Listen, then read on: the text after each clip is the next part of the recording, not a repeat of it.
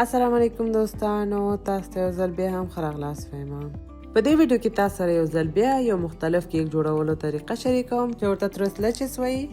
دا یو داسې کیک دی چې 3 رقمه شودو نه جوړیږي او عامو کیکونو نه مختلف او بې حده خوندور دی. د دې ریسیپي لپاره به اول 15 دانې هګۍ سره د زیړو په یو لوښي کې واچوئ. ورپسې به د یوې پیالې 3 برخې چې یو پیالې نه لږ کم راځي بوره هم په سر واچوئ او دا دواړه مواد به تر هغه سره ګډ کړئ چې خپل رنګ بدل کړي. دا یوه ډیره مهمه مرحله ده چې څومره ښه سره ګډ کړئ کیک به مو هماغومره پړسېدلی او نرم راځي.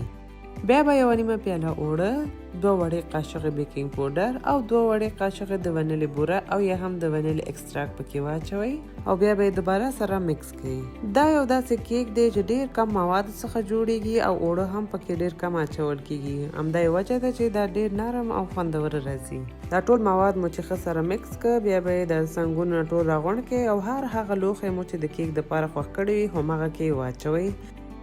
د کیک مواد مو چې په لوښي کې واچولو بیا به یې ښه صحیح هوار کړئ او بیا به یې 180 درجو کې 30 نه تر 15 دقیقو دپاره او یا هم تر هغه یې داش کې کیږدئ چې دواړو خواو نه پوخ شي.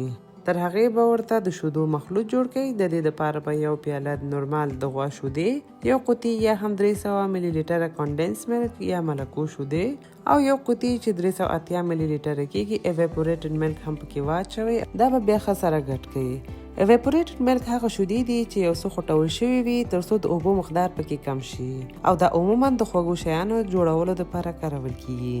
زه دا عموما هندي دکانونو نه اخلم. دا مو چې ټول ښه سره ګډ کړئ بیا به یې یو څنګ ته کېږدئ. کیک مو چې پوخ شو بیا به یې داش نه وباسئ او 15 دقیقو دپاره پرېږدئ چې یخ شي. بیا به یو ډکي سره او یا هم یو پنجې سره دغسې سوري پکې جوړ کړئ تر څو شودې بیا ځان ته ښه صحیح جذب کړي.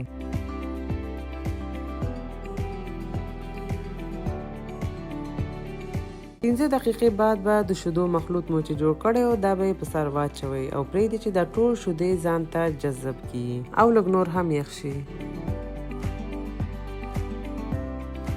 بیا به ورته کریم جوړ کړئ چې 250 ملي لیټره پیره وای په یو لوښي کې واچوئ. 3 غټې قاشقې میده بوره هم پکې واچوئ او بیا یې برقي مکسر سره مکس کړئ. د دې کې کریم دپاره یوازې همدا 2 شیان کاریږي او نور هیڅ هم نه اچول کیږي او کریم ډیټینګ هم نه جوړیږي، لږ باید رنګ وي.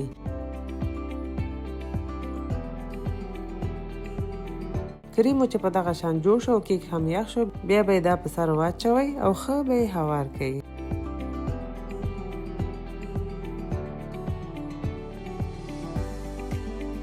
کریم مو چې د کیک په سر دغسې ښه صحیح هوار کړ بیا به یې یخچال کې کېږدئ او د سر دپاره به یې لږ د کارامل مخلوط چې بورې نه جوړیږي دا به جوړ کړئ چې تقریبا 4 غټې قاشقې په اندازه بوره په یو دیګ کې واچوئ او سره به یې کړئ چې خپل رنګ بدل کړي. پام وي چې اور ډېر کم وساتئ چې دا ډېر زر سوځېږي او بیا خوند یې خرابېږي.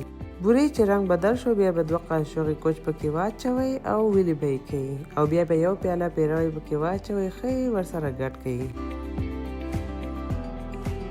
بیا به یې یو څو دقیقو دپاره سره کړئ تر څو لږ ټین شي او دغسې یو مخلوط ترې جوړ شي. بیا به یې منقل نه لرې کړئ او یو بل لوښي ته یې واړوئ او پرېږدئ چې لږ یخ شي.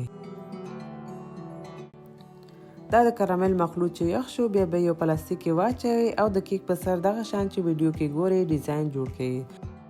البته دا ډیزاین جوړول به تاسې زما ډېرو نورو ویډیوګانو کې هم لیدلی وي.